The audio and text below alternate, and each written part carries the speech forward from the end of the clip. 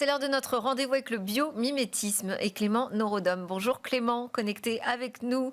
Je rappelle que vous êtes ingénieur biomiméticien chez Bioxégie. Et aujourd'hui, on va s'intéresser au contexte industriel et à l'avenir de l'hydrogène. Pourquoi on va s'intéresser à ça? Parce qu'on va parler piles à combustible et inspiration dans la nature.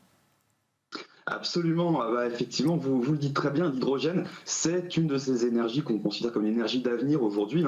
Certaines estimations nous disent qu'en 2050, ça pourrait représenter jusqu'à 20% de la demande mondiale, quand même. L'hydrogène, alors pourquoi c'est intéressant déjà, avant même de parler de biomimétisme, c'est parce que l'hydrogène, l'atome H, va pouvoir réagir avec de l'oxygène, O, et donc nous donner de l'eau, H2O, et au passage libérer des électrons, donc de générer du courant comme ça, avec comme déchet de la réaction de l'eau. C'est pour ça que c'est très intéressant. Mais évidemment, il y a tout un tas de contraintes, de problématiques industrielles encore à résoudre, des challenges, à commencer par le stockage, la génération, etc. etc. Aujourd'hui, le challenge sur lequel on va s'intéresser en particulier, c'est comment faire réagir l'hydrogène et l'oxygène de la manière la plus efficace possible.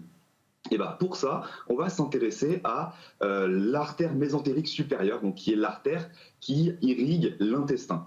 L'intestin, comme vous le savez peut-être, c'est cet organe qui va nous permettre de digérer les nutriments, de les faire passer dans notre sang. Et donc, on a une problématique qui est assez similaire à celle des piles à combustible finalement, puisque on va devoir avoir un réseau sanguin extrêmement dense, puisqu'il y a une très très grande surface de l'intestin, jusqu'à 30 mètres carrés, extrêmement dense, mais qui va en même temps pas devoir être compliqué à parcourir pour le sang, si je puis m'exprimer ainsi, puisque à la fin, le sang, il est pompé par le cœur. Si le pompage s'avère plus compliqué que prévu, ça veut dire plus d'efforts sur le cœur, plus de ressources consommées. C'est un désavantage évolutif, tout simplement.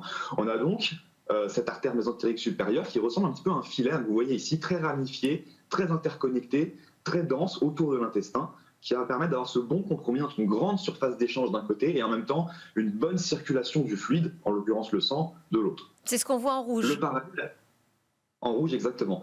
Le parallèle avec les piles à combustible, c'est exactement celui-là, c'est-à-dire qu'on veut ce même compromis entre une surface d'échange qui est très très très très grande pour que l'hydrogène et l'oxygène puissent réagir au plus d'endroits possible, le plus vite possible, donc générer le plus de puissance électrique possible derrière, évidemment, c'est ça l'objectif. Et en même temps, on ne veut pas avoir à pomper de l'hydrogène de manière trop complexe, puisque forcément, plus l'énergie qu'on dépense pour générer de l'énergie est importante, moins finalement la balance est positive à la fin. Donc on se retrouve avec la même problématique que dans l'intestin, et d'ailleurs même problématique qu'on retrouve dans le poumon, c'est un peu la même chose aussi, beaucoup de ramifications, peu de puissance de pompage. Là-dessus, il y a des chercheurs qui se sont intéressés du coup à cette forme de l'artère mésentérique supérieure, cette forme en filet très ramifiée, très interconnectée, pour créer des membranes d'échange de piles à combustible, justement. Et c'est ce qu'on va voir à l'écran, je pense, dans un instant. Et on se rend compte avec cette Alors, on voit quelque chose. On voit quelque chose à l'écran, ça ressemble pas vraiment à votre artère. C'est un petit peu abstrait, effectivement. On a des formes plus géométriques parce que c'est quand même plus simple à fabriquer derrière. Mais par rapport à ce qu'on pourrait avoir sur des échangeurs plus classiques qui seraient en zigzag, par exemple, on aurait beaucoup plus de chemin parcouru par notre fluide, beaucoup plus de puissance de pompage. Et là, ce qu'on voit avec cet exemple ici, le pic de puissance généré électrique, il est égal à ce qu'on a avec des membranes plus classiques, mais on économise sur la puissance de pompage, on est plus efficace et donc du coup on a moins de pertes finalement, et donc à la fin on retire plus d'énergie, on a un bilan qui est plus positif. D'accord. Et donc ce modèle aujourd'hui est exploité pour optimiser la gestion des flux dans les piles à combustible. Alors, aujourd'hui, ça reste au stade de la recherche, bien sûr. Il y a encore beaucoup les piles à combustible, ça reste une technologie qui est relativement récente et en très fort développement. Il y a énormément d'innovations qui sont faites. D'ailleurs, pour l'anecdote, il y a eu une augmentation de presque 50% du nombre de demandes de dépôt de brevets autour de l'hydrogène en 2022 par rapport à l'année précédente.